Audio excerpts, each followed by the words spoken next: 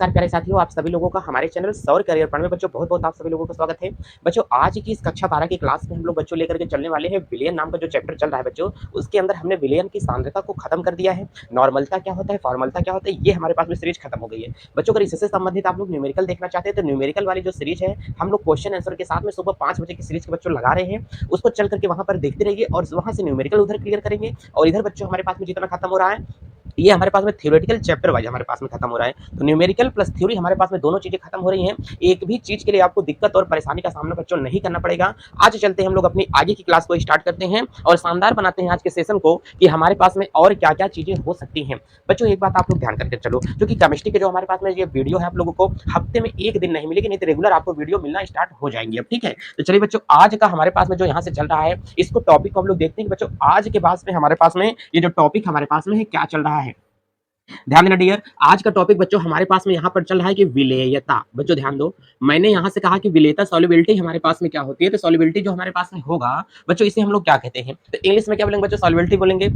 अब यहाँ से कह रहा है कि विलेयता एक्चुअली में होती क्या है। हमने कहा कि विलेयता का मतलब एक प्रकार का ये होता है घुलने की क्षमता। बच्चों इसका मतलब क्या होगा, तो हमने कहा कि विलेयता का मतलब क्या होता है, घुलने की क्षमता होता है प्यारे बच्चों। अगर घुलने की क्षमता हम लोगों को पता होगी कि घुलने की क्षमता क्या है, तो घुलने की क्षमता को ही कहा जाता है विलेयता कहा जाएगा। एग्जाम्पल सर बता देते तो ज्यादा अच्छा लग जाता। हमने कहा एग्जाम्पल के तौर पर जैसे हमने कहा कि ये कोई हमारे पास में क्या है बच्चों, पानी है।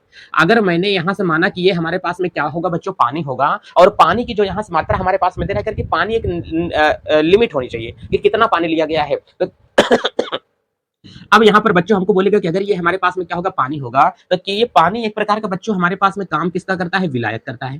अब पानी इसमें जो काम करेगा बच्चों वो विलायक का काम करेगा, तो ऊपर से यहाँ पर डाली जाने वाली जो हमारे पास में मात्रा है वो इसकी मात्रा हमारे पास में कितनी आ रही है। अब कह रहा है कि किसी विलायक में जो इसमें विलेय की मात्रा डाली जा रही है, किसी विलायक में जितना ज्यादा से ज्यादा इसमें विलेय घुल सकता है। विलेय को हम काम के रूप में ले सकते हैं कि चीनी के तौर पर समझ सकते हैं। बच्चों किसकी बात हो रही है, चीनी के तौर पर समझ सकते हैं कि पानी में अगर हम लोग चीनी डाल रहे हैं तो चीनी हमने डाला, चीनी क्या हुई, घुल गई। अब थोड़ी सी और चीनी डाला तो चीनी इसके अंदर और घुल गई, और चीनी हमने डाला तो इसके अंदर भाई साहब और चीनी घुल जाती है। इसका मतलब विलायक में चीनी घुलती हुई चली जा रही है। हमने कहा तुम चीनी घोलते हुए चले जाओ, तो 1 लीटर अगर ये तुम्हारे पास में पानी था तो 1 लीटर पानी में तुमने जो चीनी डाला वो चीनी 800 ग्राम चीनी जाकर के घुल गई। तो किसी विलायक में विलेय कितनी मात्रा तक घुल सकता है, इसका मतलब कर रहा है कि विलेय जितना ज्यादा से ज्यादा घुल सके। तो 1 लीटर पानी में जो 800 ग्राम चीनी घुल रही है वही इस पानी की विलेयता कहलाती है। कहें सर इसका मतलब तो विलयन संतृप्त बन जाएगा ना। हमने कहा बस तब तक विलयन बनाओ जब तक कि विलेय उसमें घुलता रहे घुलता रहे घुलता रहे। एक अवस्था ऐसी आ जाएगी कि विलेय का विलायक में घुलना बच्चों क्या हो जाएगा, बंद। जब विलेय का विलायक में घुलना हो जाएगा बंद तो इस प्रकार के विलयन को कहेंगे संतृप्त विलयन बन गया। हमने कहा था संतृप्त विलयन बनाने के लिए जितने विलेय की आवश्यकता होती है उस विलेय की मात्रा को उस विलयन में विलीन विलेय की मात्रा ही उस विलयन की विलेयता कहलाती है। क्या सर इसका मतलब विलेयता वो होता है किसी पानी में जितना अधिक से अधिक विलेय घुल जाए वही उसकी क्या कहलाती है, विलेयता कहलाती है। हमने कहा बस यही हमारे पास में क्या होगी, विलेयता कहलाती है। क्या सर इसका मतलब अगर हमारे पास में यहीं पर हम एक और पात्र ले लेते थे सर, अगर इसमें हम लोग पानी डाल दिए हैं और पानी डालने के बाद सर अगर इसमें हम लोग ऊपर से नमक डालें तो हमने कहा बाबू अगर इसमें तुम नमक डालोगे, नमक जितना ज्यादा से ज्यादा मात्रा में घुल जाएगा, तो जितना ज्यादा से ज्यादा मात्रा में नमक घुल जाएगा वही इसकी क्या कहलाती है, विलेयता कहलाती है। कहें सर बस अब हम समझ गए हैं, इसका मतलब किसी निश्चित विलायक, विलायक का जो मान होगा बाबू निश्चित होगा।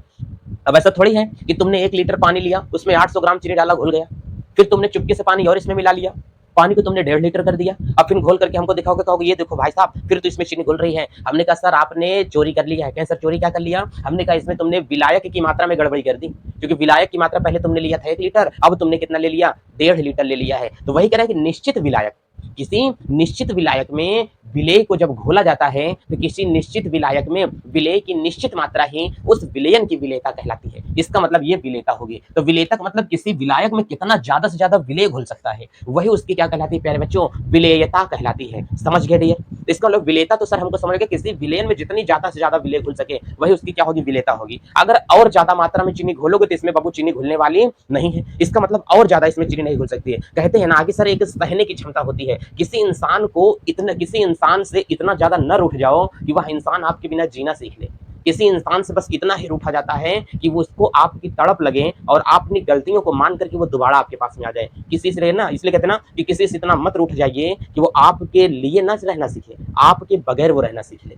किसी इंसान से इतना नहीं रूठा जाता है। वही करें कि किसी इंसान को इतनी गालियां मत दे दो कि एक लिमिट क्रॉस कर जाए, लिमिट से ज्यादा बर्दाश्त हो जाए। तो मतलब जब लिमिट तक रहेगा तो मतलब वो बर्दाश्त कर लेगा, वो विलेता है। कई कई हस्बैंड वाइफ होते हैं, इतनी ज्यादा उनमें लड़ाइयाँ हो जाती है कि लिमिट से ज्यादा जब लड़ाइयाँ हो जाएगी वहां पर नौबत आती है तलाक की। मतलब पत्नी ने एक लिमिट तक सहा, लेकिन लिमिट से ज्यादा जब बात हो जाएगी तो मुद्दा पहुंच जाएगा कहां पर, कोर्ट कचहरी में पहुंच जाएगा। तो वहां पर प्रोसेस बन जाएगा बाबू किसका, तलाक का प्रोसेस बन जाता है। अपनी बीवियों के साथ में एक लिमिट तक रहे। मैं मानते हैं कि झड़प होती है, लेकिन उस झड़प को मेंटेन करना सीखें। इसलिए कहा जाता है बच्चों, अपनों की लड़ाई में अब स्वयं हार जाना ही सबसे बड़ी अपनी जीत होती है। अपनों की लड़ाई में कभी जीतने की उम्मीद ना रखें कि हम जीतेंगे, हम ही सबसे बड़े हैं। जिस इंसान को अपनी गलतियों का अंदाजा नहीं होता है, अपनी गलतियों का एहसास नहीं होता है, उस इंसान को लाइफ में बर्बाद होने से कोई नहीं रोक सकता है। अपनी गलतियों की एक्सेप्ट करना सीखें। समझ रहे बाबू, तो वही है। तो मतलब अपनों की लड़ाई में हमेशा हार जाना ही सबसे बड़ी आपकी जीत होती है। अगर दो लोगों की लड़ाई में अगर आप अड़े बैठे रहोगे कि हमको जीतना है, हम नहीं झुकेंगे नहीं झुकेंगे, तो रिश्ता कहाँ से चल पाएगा। अपनों की लड़ाई में जीतना आपको है, परिवार आपको चलाना है, आपका हार जाना ही बेढप होगा। ठीक है, तो चलते बाबू। तो अब यहाँ पर कराया कि विलेय और विलायक मिल रहे हैं, तो विलेय एक निश्चित सीमा तक है। किसी इंसान को इतनी गाली दे दो कि वो सह सके, अब इतना ना सुनाओ कि वो ना सह सके। इसका मतलब विलायक गाली सहने की क्षमता ये उसकी विलेयता है, लेकिन लिमिट क्रॉस कर जाएगा तो घुलना बंद हो जाएगा, सुनना बंद हो जाएगा। तो वही कह रहा है कि किसी विलायक में उपस्थित विलेय की मात्रा ही उस विलेयन की विलेयता कहलाती है। तो विलेयता सरकार, मैंने कहा कि घुलने की जो क्षमता होती है उसी को ही हम लोग क्या कहते हैं, विलेयता कहा जाता है। सर समझ में आ गया? हमने कहा बिल्कुल समझ में आ गया। तो मतलब विलेयता जो हमारे पास में एक होती है, सर हमने कह दिया कि घुलने की क्षमता होती है। इसका मतलब ये एक प्रकार की संतृप्तता को बताती है। किसको बताती है? संतृप्तता को बताती है। इसका मतलब संतृप्तता, इसका मतलब संतृप्त विलयन। ध्यान देखो, संतृप्त विलयन, कोई मान में जो विलेय उपस्थित होता है वो उसकी क्या होती है, विलेयता कहलाती है। तो किसी विलयन में उपस्थित विलेय की मात्रा है उसकी क्या होगी, विलेयता कहलाती है। हमने कहा कि यहाँ पर हमने मान लिया कि हमारे पास में 1 लीटर पानी होगा। बच्चों यहाँ से मैंने कह दिया कि हमारे पास में कितना होगा, तो पानी की मात्रा बाबू हमारे पास में कितनी है, 1 लीटर हमारे पास में पानी की मात्रा है। अब हमने कहा कि इसमें जो विलेय डाला गया है, तो हमने कहा कि बाबू यहाँ से जो विलेय डाला गया वो विलेय कितना डाला गया, 800 ग्राम विलेय डाला गया। तो 800 ग्राम जो विलेय डाला गया वही इसकी क्या होती है, विलेयता कहला देती है। बच्चों इतनी बात समझ आ गया। तो हमने कहा कि ये तो हमारे पास में, चलो हम लोगों ने समझ लिया कि इसकी ये हमारे पास में क्या कहलाएगी बच्चों, विलेयता कहला देती है। लेकिन हमने कहा कि विलेयता किसकी किसकी हो जाएगी। अच्छा हमको आप लोग ये बताओ, अगर ये हमारे पास में कोई क्या होगा, पात्र होगा। ध्यान से समझ करके चलो। अगर ये हमारे पास में कोई क्या होगा, पात्र होगा। अब ये पात्र के अंदर हमने कोई क्या डाल दिया, द्रव डाल दिया। जब कोई द्रव है, अब द्रव के अंदर हम लोग चाहे क्या डाले बाबू, ठोस को डालें। तो ठोस घुल रहा है किसके अंदर, द्रव के अंदर। तो ठोस की द्रव में विलेयता ज्ञात कर सकते हैं कि नहीं। इसका मतलब द्रव में किसकी विलेयता, ठोस की विलेयता। अगर हमने कहा कि द्रव में हम लोग किसको डालते हैं, द्रव को डालते हैं, तो इसकी विलेयता हम लोग यहाँ से क्या करेंगे, ज्ञात कर पाएंगे क्या। अरे द्रव में द्रव चाहे जितना डालो, कोई इसमें दिक्कत हो सकती है क्या। तो हमको इसकी विलेयता नहीं ज्ञात करना है। द्रव में कह रहा है कि हमारे पास में हम लोग किसको डालेंगे, गैस को डालेंगे। इसका मतलब द्रव में किसी गैस को डाला जाएगा तो ये इसकी विलेयता क्या होती है, अलग हो जाएगी। अब ठोस में ठोस मिलाएंगे तो अलग की विलेयता है। ठोस में ठोस चाहे जितना मिलाओ, एक लिमिट तक थोड़ी उसमें मिलेगा। अब कह रहा है कि गैस में गैस चाहे जितने मिलाओ, एक लिमिट तक तो वो मिलेगा नहीं। तो हमको इसमें द्रव में गैस की विलेयता नहीं ज्ञात करना है। दो चीज की हमको विलेयता नहीं ज्ञात करना है। हमको इसमें जो विलेयता पढ़ना है बाबू वो कई प्रकार से पढ़ना है, 2 प्रकार से। देखो, ज्यादा आपको दिमाग पर चीजें लोड नहीं लेना है। आपको समझना है कि विलेयता होती क्या है। तो किसी निश्चित विलायक में उपस्थित विलेय की मात्रा जो होती है वही हमारी विलयन की क्या कहलाती है, विलेयता कहलाती है। अब हमने कहा कि बाबू विलेयता अगर यहाँ से हमारे पास में आ गई है, ये है विलेयता की परिभाषा। अब हमने कहा कि विलेयता को कितने प्रकार से ज्ञात करना है, तो हमने कहा कि विलेयता 2 प्रकार की विलेयता को ज्ञात करना है। तो हमने कहा कि विलेयता को ज्ञात करना, ध्यान से देख करके चलो। तो यहाँ से बाबू यहाँ से कह रहा है कि विलेयता को यहां से अगर हमें ज्ञात करना है कि कितने प्रकार से विलेयता को ज्ञात करना है, तो आपको 2 प्रकार से विलेयता को ज्ञात करना है। एक नंबर तो हमारे पास कह रहा है कि ठोस की, यहां से बाबू द्रव में विलेयता, ठोस की द्रव में हमको विलेयता पूछ रहा है। और दूसरा हमको कह रहा है कि बाबू यहां से गैस की द्रव में विलेयता, क्या पूछ रहा है, गैस की द्रव में विलेयता हम लोगों से पूछ रहा है। अब बाबू अगर यहां से पूछ रहा है कि ठोस की द्रव में विलेयता, इसका मतलब द्रव में मिलाया गया है किसको, ठोस को मिलाया गया है। इसमें कह रहा है कि द्रव में मिलाया गया है किसको, गैस को मिलाया गया है। तो द्रव में ठोस की विलेयता, जब किसी द्रव के अंदर, पानी के अंदर चीनी कितना ज्यादा से ज्यादा घुल सकता है, इसकी विलेयता हम लोग कैसे ज्ञात करेंगे। और दूसरा कह रहा है कि गैस में द्रव की विलेयता, इसका मतलब है कि गैस की द्रव में विलेयता, किसी द्रव में गैस को कितना ज्यादा से ज्यादा घोल सकते हैं। जैसे सोडा वाटर पीते हो कि नहीं। अच्छा सर सोडा क्या होता है, पहले हमको ये बता दीजिए। बाबू विलेयता आपको समझ में आया ना। अब विलेयता कितने प्रकार से ज्ञात करेंगे, ये हमने कहा 2 प्रकार से। पहला कहा है कि जब ठोस को किसमें डाला जाए, द्रव में, तो मतलब किसी द्रव में, जैसे हमने कहा इसमें हम लोग पहला एग्जाम्पल समझ लेते हैं। देखो पहले एग्जाम्पल तौर पे हमारे पास में क्या होगा, आपको दिखाई कितना दे रहा है, थोड़ा हम ये देखना चाहते हैं कि आप लोगों को समझ में कितनी चीजें आ रही हैं। चलिए बाबू, तो अगर यहाँ से पहला एग्जाम्पल मैं लेकर के चल रहा हूँ कि जस्ट यही वाला एग्जाम्पल बाबू, आप लोग ध्यान से समझने की कोशिश करना। पहला वाला कह रहा है कि जैसे हमारे पास में यहाँ पर बच्चों हो जाएगा पानी, ध्यान से देखो। अब कह रहा है कि अगर ये हमारे पास में द्रव होगा, ऊपर से अगर हम लोग कोई क्या डाल रहे हैं बाबू, अगर ऊपर से कोई ठोस डाला जा रहा है, अगर द्रव में ऊपर से कोई हम लोग डाल रहे हैं ठोस, तो इसका हमें कैसे विलेयता ज्ञात करना है, इसको हम लोग इसके अंदर पढ़ेंगे कि किसी द्रव के अंदर कितना ज्यादा से ज्यादा ठोस घोला जा सकता है। इसको जैसे मैं एक एग्जांपल दे दूं, चीनी को हम लोग घोलते हैं पानी में, चीनी पानी में घुल जाती है, लेकिन वही चीनी नमक, चीनी को अगर सरसों के तेल में घोलते हैं तो वो घुलने के लिए रेडी नहीं होती है। मतलब चीनी तेल में नहीं घुलती है, लेकिन चीनी पानी में घुल जाएगी। आप लोग कर करके देखें, पहले इस्तेमाल करें फिर विश्वास करें, क्योंकि 12 की रसायन विज्ञान ऐसे नहीं चलेगी विदाउट प्रैक्टिकल। ठीक है बाबू। अब है कि नमक को घोलते हैं पानी के अंदर तो नमक पानी में घुल जाता है, लेकिन नमक को अगर तेल के अंदर घोलने जाओगे तो बाबू नहीं घुलेगा। सरसों के तेल में नमक को घोलने के लिए चले जाओगे, क्यों नहीं घुलेगा? यही रीजन हमको है कि कौन कौन सी चीजें पानी में घुल जाएंगी, कौन कौन सी चीजें पानी में नहीं घुलेंगी। बात समझ में आ रहा है ना? कह रहे कि द्रव के अंदर कौन कौन से ठोस घुल जाएंगे और कितनी मात्रा तक ये घुलेंगे, तो उसकी विलेयता हमें ज्ञात करना है। और दूसरा हमको यहीं से कह रहा है कि दूसरा वाला टॉपिक क्या होगा बाबू, तो दूसरे के टॉपिक में हमको यहाँ से कह रहा है कि द्रव में जब किसको डाला जाता है, गैस को, कह रहा है कि नीचे कोई हम लोग ले लेते हैं पात्र, और इस पात्र के अंदर नीचे वाला जो हमारे पात्र में पात्र होगा बाबू, ये होगा द्रव का, और ऊपर से यहाँ पर हम लोग डाल रहे हैं कि इसमें क्या डाला जा रहा है, गैस को डाला जा रहा है। तो कह रहे हैं कि जब किसी द्रव में बाबू किसको डालते हैं, गैस को डाल देते हैं, तो द्रव में गैस को डाला गया तो विलेयता कैसे होगी? जैसे आप लोग थम्सअप पीते होगे, जब आप लोग थम्सअप पीते हो तो उसमें एक गैस डल गया, आप खोलते हो तो ऐसा आवाज करता है कि नहीं, ऐसा आवाज करता है। इसका मतलब जब वो इतने सांस से आवाज करता है तो उसमें से गैस निकल के जाती है। जो आप लोग थम्सअप पीते हो, तो इसका मतलब ये थम्सअप में जो गैस डाली गई, वो क्यों गैस डाली गई है? अगर ग्लास में स्प्राइट निकाल करके रख दिया जाए बच्चों, तो ग्लास में जो स्प्राइट निकाल करके रखा गया है, वो स्प्राइट आपको गर्म होने के बाद में अच्छा नहीं लगेगा। जब स्प्राइट को पीते हैं तभी उसका स्वाद आता है। ये ऐसा क्यों आता है?